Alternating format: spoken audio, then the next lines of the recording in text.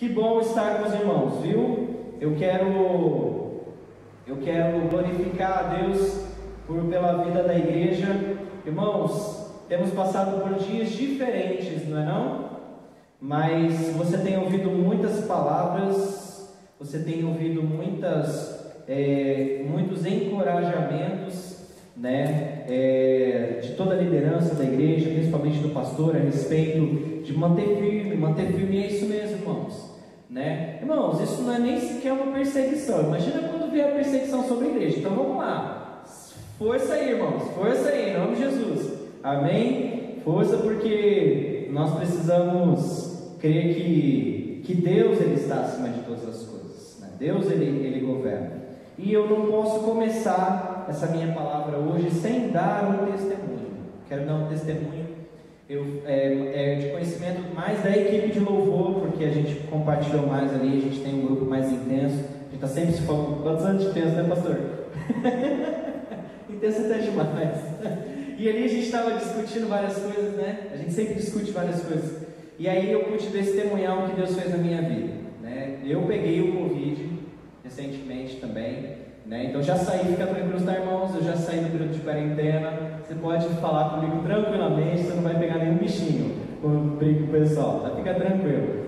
Mas a minha esposa está gestante, minha esposa está com 30 ontem, na sexta-feira, fez 38 semanas, né? Então, no período que eu estava lá do Covid, ela estava com 36, 37, né? Então, a gente começou a minha esposa com uma gripe, aí isso numa quinta-feira, aí no domingo deu uma piorada, foi o aniversário da igreja, tanto que eu cheguei bem em cima da hora do culto, porque eu fui correr atrás de negócio para fazer inalação, isso aqui estava tudo tampado, o nariz, enfim, aí chegou lá, segunda-feira eu falei, vamos fazer o teste de Covid, né?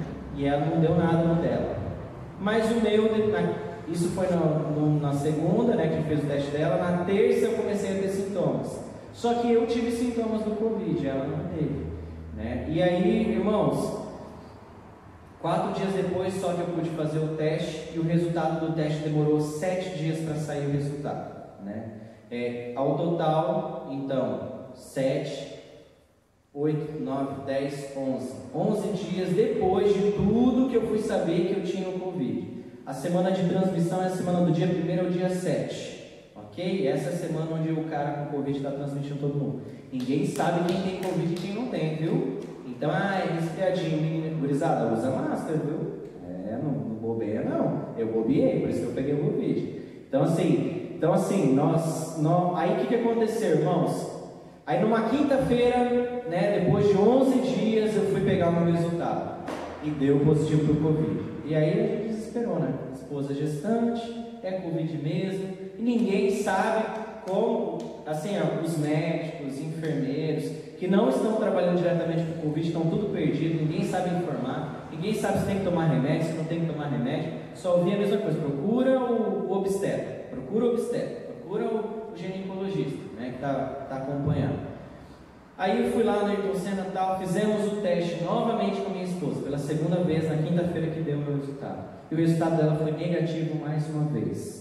Isso eu já estava no 11º dia, ou seja, toda a fase de transmissão ela esteve comigo e a gente viveu normal dentro de casa, tipo marido e mulher, E aí, irmãos, copo você compartilha em casa, né? Eu lembro que a gente tinha comido uma batata recheada, a gente compartilhou a mesma colher na fase que eu estava lá em tese transmitindo, né? Estava até transmitindo, mas para ela não, irmãos. E o milagre foi que minha esposa não pegou em todo esse processo. Aí para arrematar, ao finalzinho de tudo, eu fiz lá um isolamento lá em casa, eu dormi num colchão de ar lá. Nossa, é uma delícia dormir em colchão de ar, irmãos. Nossa, eu não recomendo para ninguém. Mas, irmãos, meu testemunho, Deus guardou e protegeu minha esposa. Não há explicação para o que aconteceu. Porque todo mundo falou assim, ela está com Covid, né? O pessoal falou assim, não, mas ela nem precisa fazer porque ela está com Covid. Eu insisti lá no Ayrton Senna para fazer o teste nela, né? Eu falei assim, não quero que faça, né? Eu quero que faça, porque o dela deu negativo primeiro, até que foi. Então, irmãos, por que eu estou começando a dizer isso para vocês? Só para endossar tudo que vocês têm ouvido aqui, né? Deus me livrou do Covid? Não. Deus livrou o pastor do Covid? Não. Deus livrou um monte de gente aqui na igreja que pegou. O irmão Sebastião está internado? Não, Deus não livrou. Mas, irmãos, eu tenho visto que a versão que nós pegamos foi uma versão branda. Salve o irmão Sebastião, que estamos em oração. Eu acordei de madrugada para orar para o irmão Sebastião. Irmãos, salvo o irmão Sebastião, nós temos progredido, né? Nós temos ido bem. Irmãos, nós temos que ser responsáveis, ok? Temos que ser responsáveis por usar máscara, entende? Nós temos que ser responsáveis com a higiene das mãos. Eu falo que não foi o pastor ou o Rodrigo, ou seja lá quem aqui na igreja pode ter me passado, se é que eu peguei aqui na igreja, se é que eu não transmiti para geral, né? Mas, irmãos, eu peguei porque eu fui irresponsável. Agora, mesmo nós sendo irresponsáveis, Deus tem misericórdia de nós. Agora eu quero dizer para você, não fica marcando touca aí, não fica marcando bobeira não, tá bom? Mas meu testemunho, eu tenho dado esse testemunho para todo mundo, e principalmente para o povo do meu trabalho, que é tudo da área da saúde. Eu falo, pois é, minha esposa não pegou, isso foi milagre. Eu falo, eu acredito que Deus livrou a minha esposa, né? E todo mundo fica de boca aberta. Então, glória a Deus. Você pode dar uma glória a Deus comigo? Glória a Deus, aleluia. Deus livrou a minha esposa disso e livrou a Sofia, né? Mas é isso aí. Peguei o embalo da irmã, já deu o testemunho, vou dar o meu testemunho também, assim vai. E o crente tem que testemunhar, irmãos. Como que o povo sabe que Deus cura, que Deus faz milagre? Se a gente abrir a boca, né? Glória a Deus. Então vamos lá, irmãos. Continuando aqui no nosso estudo sobre João, né? Depois aí de 3 semanas praticamente sem estudo, né? Vamos retomar então. Nós estávamos falando do livro de João, né? Da divisão de João. A gente fez lá as notas introdutórias. Falamos que o João ele tem lá o início do livro, aí ele tem os 7 rolos, ou 7 sinais que representam o primeiro rolo, e o terceiro e o segundo rolo e o último livro seria a glorificação de Cristo, seria o livro da hora, ou então, né, ou o livro da glória, né, que já é a parte onde Jesus Cristo ele é glorificado, as pessoas dão testemunho dele, e vem a crucificação e acaba o livro, né? Então, basicamente, assim, bem grosseiramente, bem por cima, essa é a estrutura básica. E nós estamos finalizando os 7 sinais, que é no primeiro rolo, e eu espero, em nome de Jesus, finalizar no domingo que vem, porque a Sofia está chegando, né? Então, os irmãos vão ter que dar um desconto para mim aí, para mim dar um apoio para a esposa lá, senão vocês já viram, né? Vou dormir no colchão de ar por muito mais tempo, né? Irmãos, mas glória a Deus. Primeiro sinal, vamos lembrar juntos? O primeiro sinal foi as bodas, né, as bodas de Caná, onde Cristo faz a multiplicação lá, transforma a água em vinho, né? Esse foi o primeiro sinal. O segundo sinal foi a cura do funcionário, né, do rei.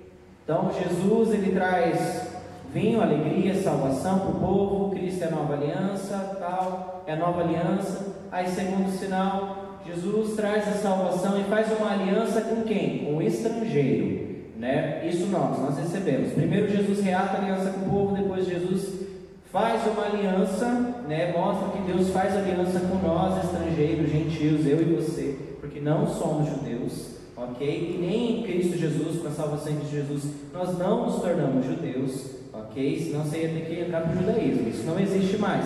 Quer colocar a bandeira de Israel na igreja? Joia, é lindo, decoração, mas nós não somos judeus. Oramos por Israel porque há uma série de promessas bíblicas e bênçãos nesse sentido, mas somos gentios, amém? Ok?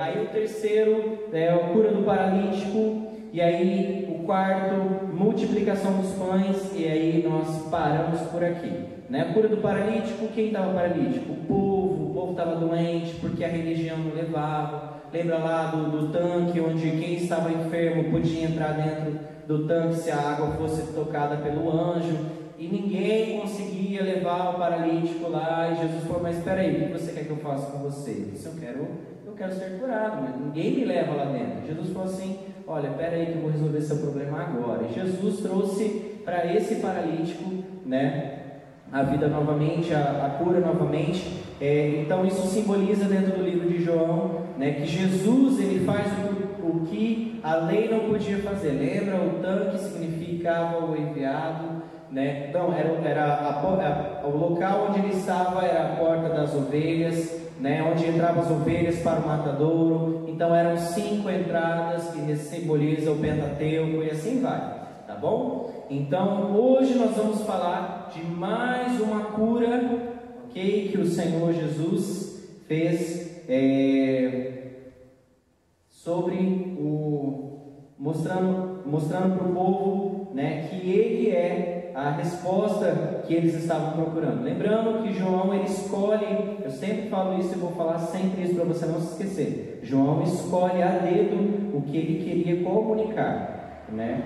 Ele escolhe a dedo qual mensagem ele quer falar. Ele só escolhe 7 sinais, porque ele quer comunicar algo dentro de 7, e 7 é um número emblemático dentro do judaísmo, que é a perfeição, ok? Então fecha a conta no número 7, né? Completo está no número 7. Então estava fechado. Deus criou o mundo em 6 dias, o 7º descansou, fechou a conta. Então todos esses 7 sinais são suficientes para você crer que Jesus é o próprio Deus. Amém? Então vamos lá. Hoje eu quero que você abra comigo em João capítulo 6, e nós vamos ler do versículo 16 ao versículo 21.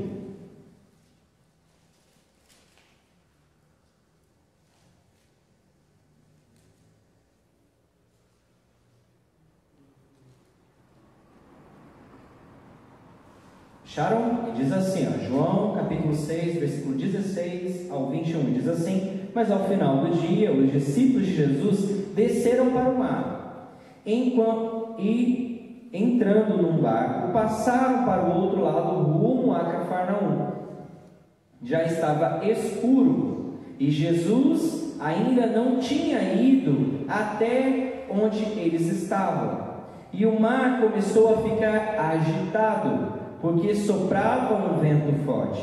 Os discípulos já haviam navegado uns 5 ou 6 quilômetros, quando viram Jesus andando sobre o mar. Aproximando-se do barco, ficaram com medo, mas Jesus disse: sou eu, não tenham medo.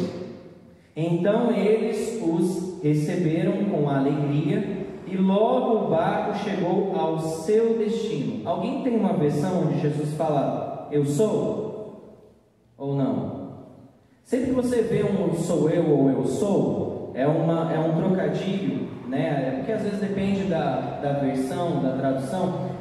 Lembra lá na sarça ardente que Deus aparece para Moisés? Não deixa de ser Jesus também, né? Porque Pai, Filho e Espírito Santo é a mesma coisa, né? Então assim, na sarça ardente Deus chega para Moisés e fala assim: eu sou. Quem é você? Se perguntarem quem está me mandando, quem que eu falo? Ele falou assim: eu sou. Então essa é a expressão mais forte, mais ápice sobre como você pode descrever quem Deus é. Quem Deus é? Eu sou.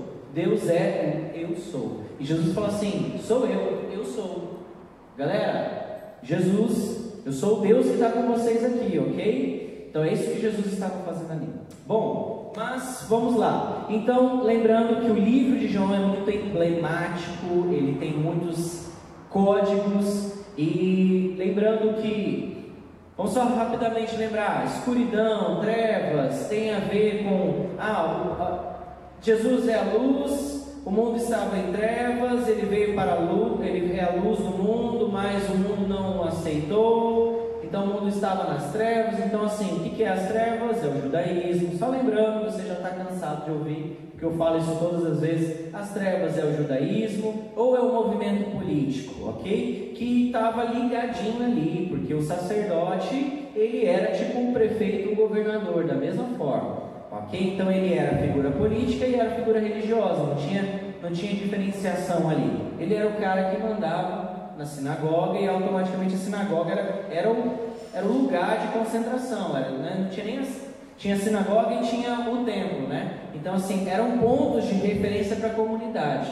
ok? Se você for ver, né, alguém do islamismo, o camarada chega em algum lugar e vai procurar a primeira sinagoga perto para se apresentar. Então por quê? Porque faz parte, a sinagoga, né, o templo lá do muçulmano são referências, e e ali segue mais ou menos a mesma linha. Então, para você entender que, olha, antes até você só se registra para entrar no país porque é obrigado, porque senão ele ia primeiro lá na mesquita e depois ele ia fazer os documentos dele, né? Mas enfim, voltando aqui então, para a gente lembrar que nós estamos falando de um contexto. João escreve, né, há 90 anos após Cristo ter subido ao céu, né? Então João já estava bem velhinho ali, ou foi alguém que escreveu por ele. Então isso também pode ser alguém que realmente foi um discípulo que caminhou com João, e João transmitiu exatamente tudo que ele recebeu do mestre, mas isso não tira a divindade do texto,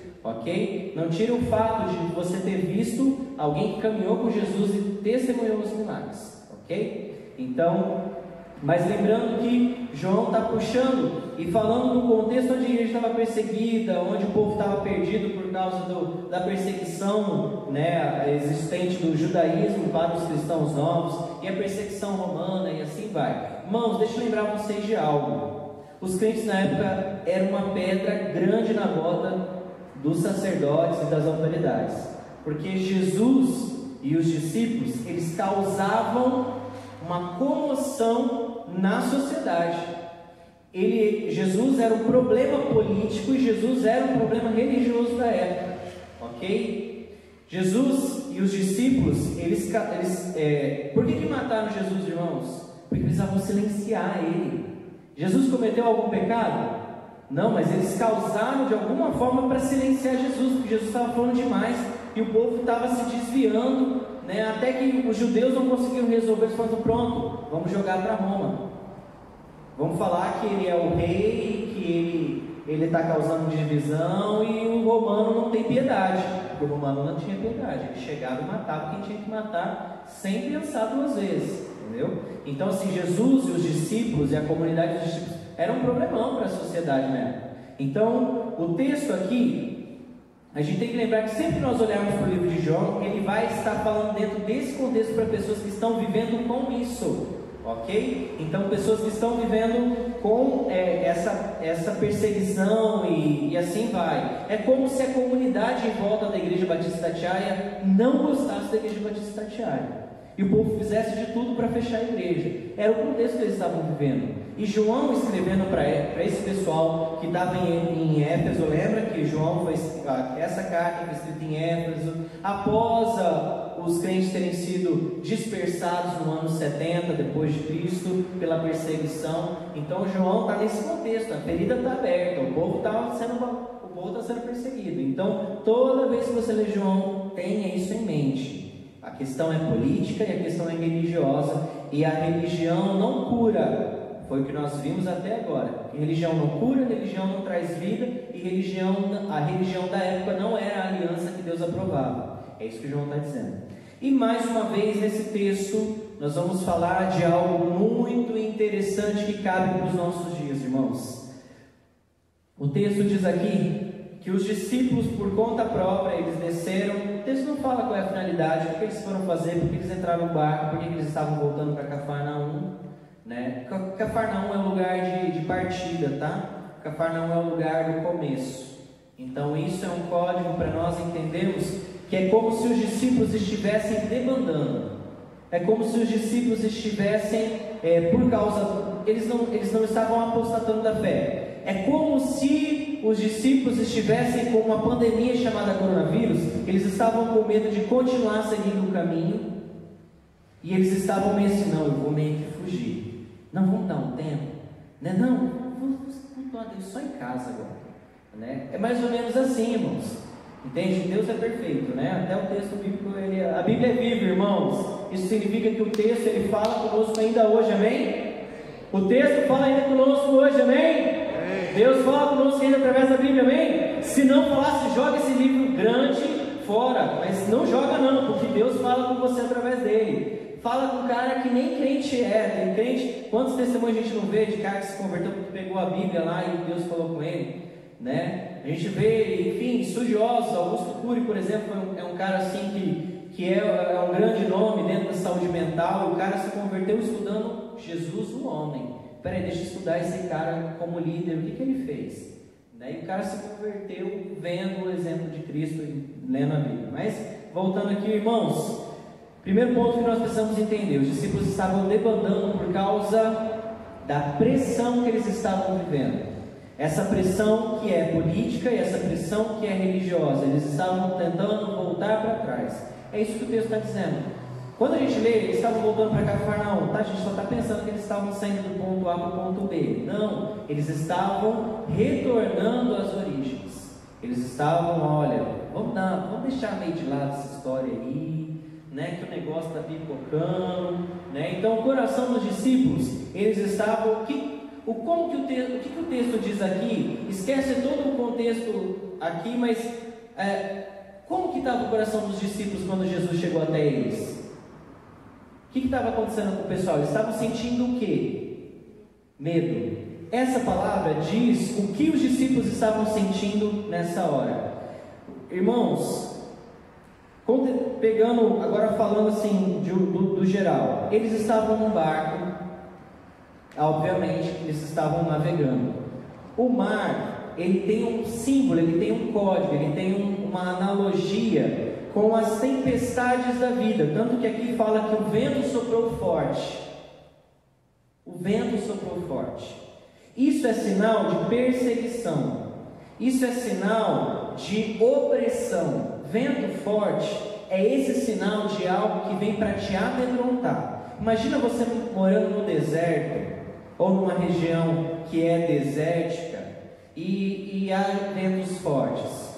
Vocês já viram tempestades de areia? Né? A gente nunca esteve numa delas no Brasilzão, não tem isso, né? Mas, meus irmãos, uma tempestade de areia pode durar até semanas, e é uma coisa desesperadora.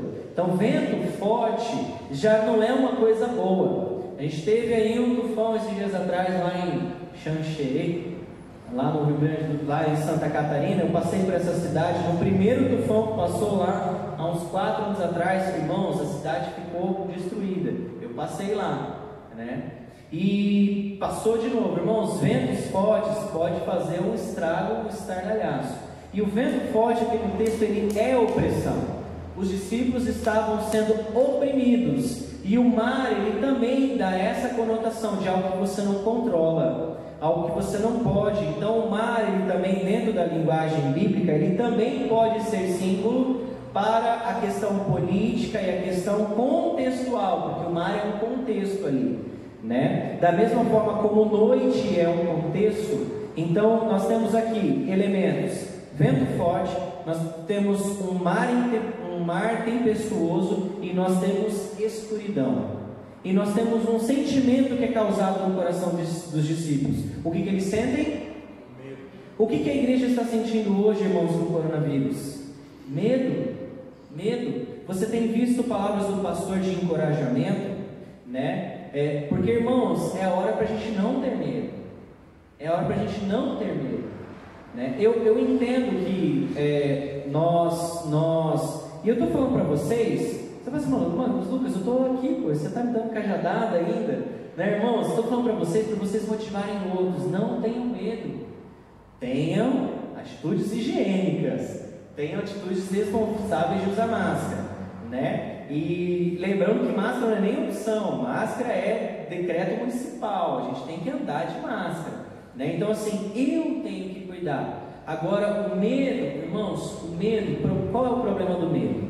Eu trabalho com o medo de dirigir, né? É uma das muitas coisas que eu faço na psicologia. Eu literalmente dou aula de direção para quem tem medo de dirigir. Eu sou habilitado, sou credenciado no Detran para eu poder dar esse tipo de aula. Eu sou o único psicólogo no estado que dá aula de dirigir para quem tem medo de dirigir. Eu coloco a pessoa dentro do carro e dirigir com ela. E o meu slogan é: não deixe o medo te paralisar. Esse é o meu slogan, né? Se você for ver nas redes sociais lá, a gente está fazendo a promoção do meu Instagram, né? Não deixe o medo te paralisar. O que o medo faz no nosso coração? Ele nos paralisa. O medo, ele é como se fosse uma sapata de concreto que nos impede de chegar a algum lugar, porque nós ficamos paralisados. Você já ouviu falar na situação onde um leão, um predador está tentando caçar um animal? Se ele não consegue fugir, ele finge de morto? Esse fingir de morto não é nem que ele pensou assim: eu vou fingir que eu estou morto. Não, é uma defesa, é uma resposta do organismo. Ele meio que te desliga e te paralisa para que você finja de morto, porque animal não toca no que é morto, tirando um abutre ou algum animal que gosta de carniça. Mas o leão não come carne podre.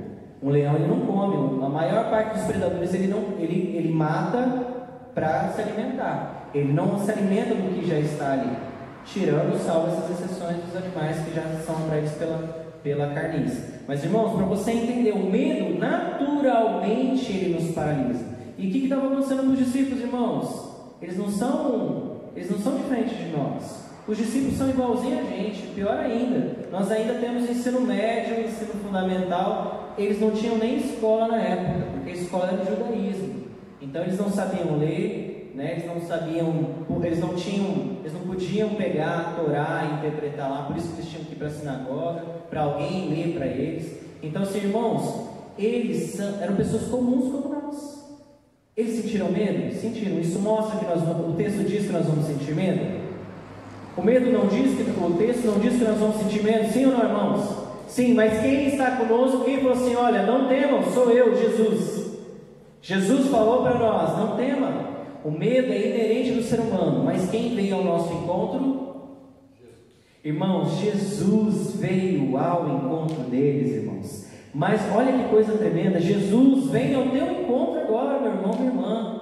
Né? Quer dizer para vocês, não temam, o Senhor é contigo. Amém? Você não pode ser irresponsável, não é porque você é crente agora que você pode sair para um sinal vermelho. Nada de mal vai me acontecer. Vou entrar no meio do tiroteio, lá na faixa de Gaza lá. Meu irmão, você vai tomar bala, entendeu? Agora você tem que ser responsável. Isso não exime a nossa responsabilidade dos fatos, ok? Mas o que eu quero pegar, e eu estou dando uma ênfase maior nesse texto, porque eu quero dizer para vocês, a opressão, seja ela política, seja ela, aqui o contexto é religioso e político, né? E eu quero lembrá-los de quando eu falo de religião e religiosidade aqui no texto, eu estou falando para crentes maduros, eu não estou falando de igreja batista e não estou falando do sacerdote, é o pastor Gaudilei, tá? Eu estou falando daquela época, o contexto religioso daquela época, porque irmãos, religião mata. Agora, um espírito, né, que busca a Deus, esse não mata. O Espírito de Deus, naquele que busca a Deus, isso não mata, pelo contrário, traz vida. E eu quero dizer para vocês, irmãos, o medo é inerente nosso. Vocês acham que eu não senti medo? Por que eu fui no Ayrton Senna na quinta-feira, quando deu meu resultado? E eu só não fiz um piti lá porque não foi necessário, porque eu estava pronto para fazer um piti lá dos grandes, né, para minha esposa ser testada lá, né? Mas a vontade que é gestante tem uns negócios legais, irmão. A gente pega a fila mais curta, tem vaga. Eu acho que eu vou emendar um fio depois do outro, só para garantir o privilégio. Irmãos, ó, o pensamento brasileiro, né? Irmãos, mas eu quero dizer para vocês, o medo está no nosso coração, porque ele vem por sermos humanos, mas Cristo vem ao teu e ao meu encontro nessa manhã, e Ele sempre virá ao teu e ao meu encontro nessa manhã. Jesus veio ao encontro ao paralítico. O paralítico não pediu, Jesus me cura. O paralítico recebeu a cura de Jesus. Amém? Ninguém pediu para que Jesus fizesse água em vinho. Maria falou assim para Jesus: olha, tem como você fazer alguma coisa? Jesus, Ele vem ao nosso encontro. Amém? Jesus vem ao teu encontro. Essa é a parte que eu queria dar mais ênfase no texto, para que você entenda. O seu terreno pode ser instável, é o mar é um terreno instável, né? Para começar, que não tem nem terreno, você pisou nele, você afunda, né? Pode estar ventos fortes, opressão batendo na sua vida, pode, né? O vento, me passou na cabeça agora, vento é uma conotação tão comum para nós, que qualquer história lá dos 3 porquinhos, o que o lobo fazia? Ele soprava, né? Ó a opressão, né? A gente usa esses linguajares, é uma linguagem inconsciente nossa, é um símbolo inconsciente nosso. Irmãos, pode vir o que vier, pode soprar o vento que vier, você pode estar em meio escuridão, onde você não sabe para onde ir, você pode até ter medo e vontade de voltar atrás, mas Cristo vem ao teu encontro. E se você sair do barco e tocar a mão de Jesus, e se você for ao encontro de Jesus, o que vai acontecer com a sua vida? Você pode pegar o coronavírus, mas o Senhor vai te dar o livramento, amém? Aleluia, glória a Deus. E aí, dando continuidade, e agora eu vou um pouquinho mais direto. O segundo milagre que nós, aí no caso, né, o sexto sinal é a cura de um cego de nascença. O que é um cego? Qual que é a característica de um cego, irmãos? Ele não vê, ele não enxerga. Se você ler o texto ele tem aí algumas cenas. Você vê que primeiro vai lá Jesus, como assim, não foi um episódio. Jesus chegou e viu um cego. Jesus perguntou para ele: e aí? Né? Não, minto. O que os discípulos perguntam? Mestre, esse cara, ele é cego? Porque os pais dele pecaram ou ele pecou? Quem pegou nessa história? Foi Satanás que trouxe cegueira para eles, traduzindo nos nossos dias. Foi Satanás que trouxe a cegueira para ele? Ou ele cometeu um pecado e por causa desse pecado ele foi castigado? E Jesus fala: nem isso e nem aquilo. Ele nasceu cego para que se manifestasse nele o poder e a glória de Deus. Irmãos, isso me dá um tapa na cara. Sabe por quê? Sabe por que tem enfermo perto da sua vida? Para você ir orar por ele e orar por cura. Para você orar por ele, para que você possa realmente ser um instrumento de Deus. Para quê? Para o manifestar do agir de Deus. Irmãos, tem enfermo adoidado aí. Irmãos, começa, pastor é doido. Pastor, ele vai lá no meio do Covid e intercede pelo povo. Irmãos, glória a Deus pela sua vida, pastor. E temos que ser realmente doidos em Jesus, no sentido de, irmãos, a gente tem que ter atitudes que são contra a lógica, né? É claro, Deus te mandou, vai e faça. Se Deus não te mandou, se você não tem certeza, se você não está em oração, se a sua vida não está guardada, se você está com a vida em dia, em santidade com Deus, vai. Se não, se você estiver dando brecha, Satanás pega em você também, ok? Então assim, e o pastor não pegou o Covid por brecha não, tá, irmãos?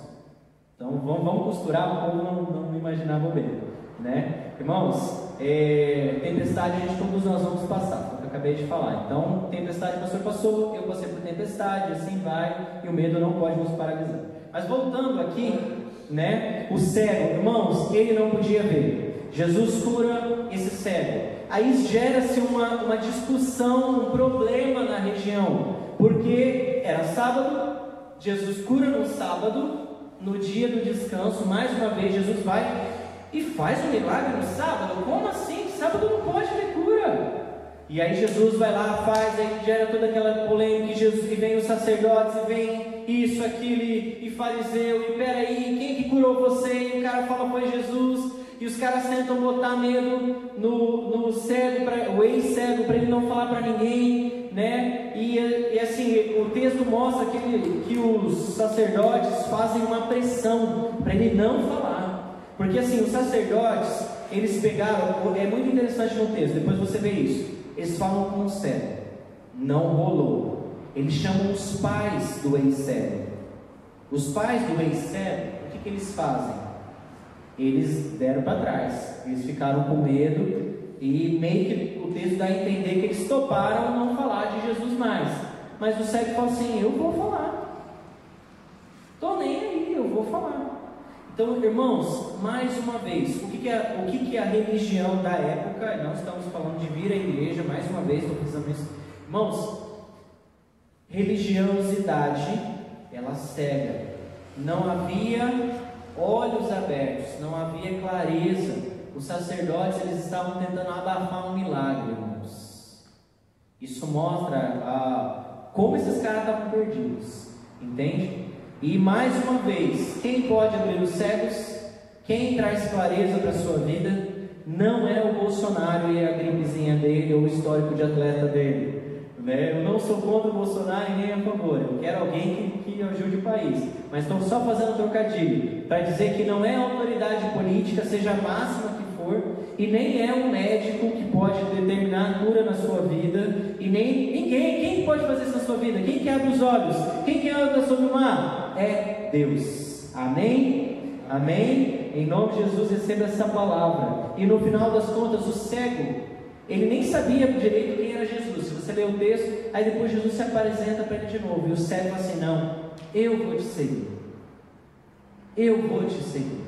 O cego não demandou, porque não tem como nós nos calarmos mediante aquilo que temos visto.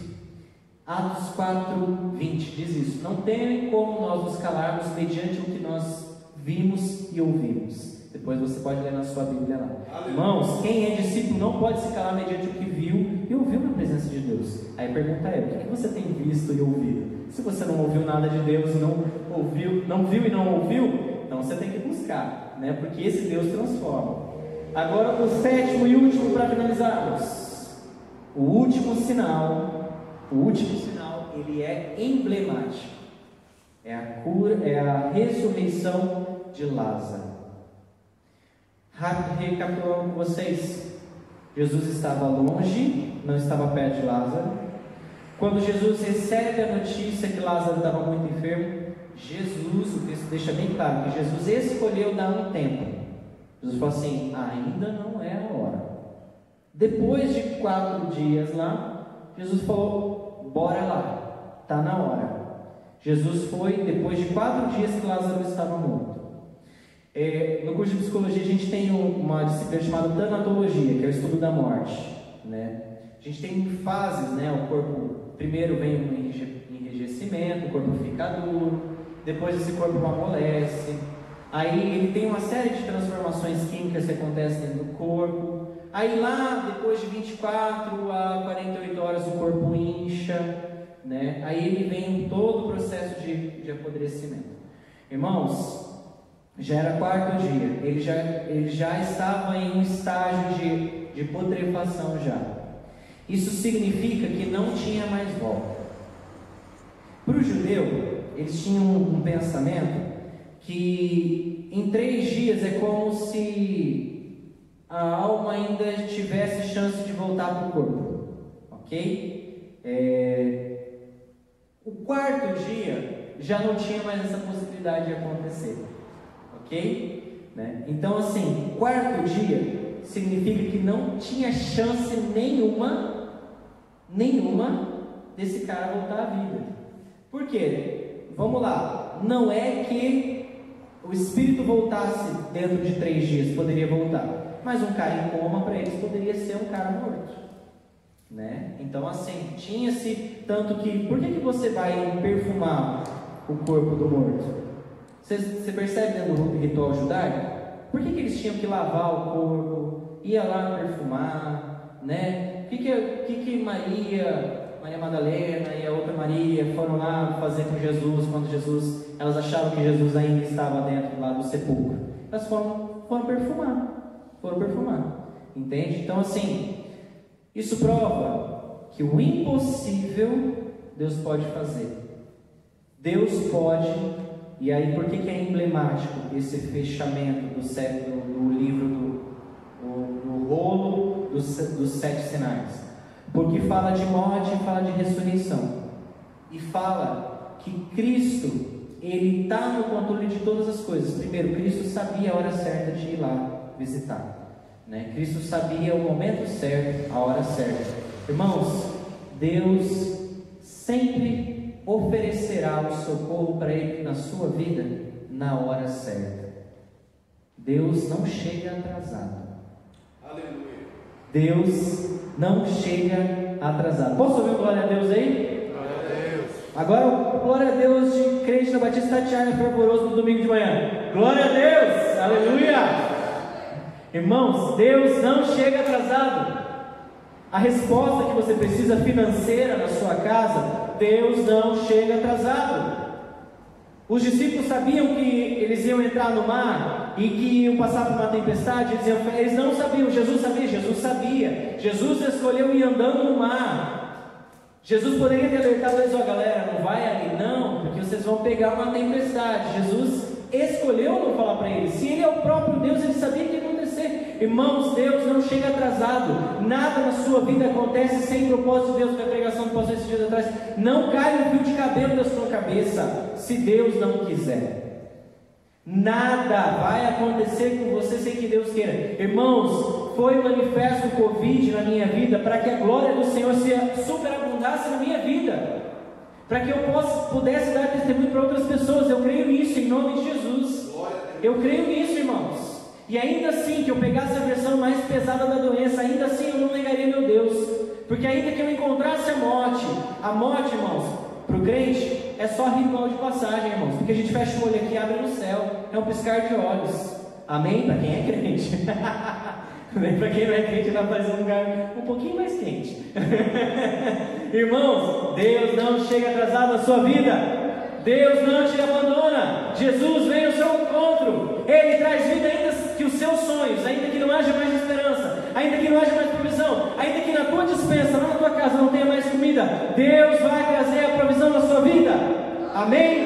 Deus vai trazer a resposta que você precisa. E eu creio nesse Deus. Eu estou falando para você, pode crer nele, porque eu sou prova viva desse Deus. Amém? Quantas vezes a gente não ouve testemunho, irmãos, que o cara não tinha dinheiro e alguém lembrou dele, foi lá e depositou o dinheiro na conta? Quantas vezes a gente não ouve isso? Quantas vezes a gente ouve do servo de Deus, homem entendente ao Senhor, que estava sem comida em casa, não tinha nada, alguém vai lá e pega e leva uma cesta básica para o cara, faz uma compra para o cara. Irmãos, eu sem saber, eu fui instrumento de Deus. Eu ofertei na vida do baixista, de um baixista que estava na banda comigo, né, há um tempo atrás.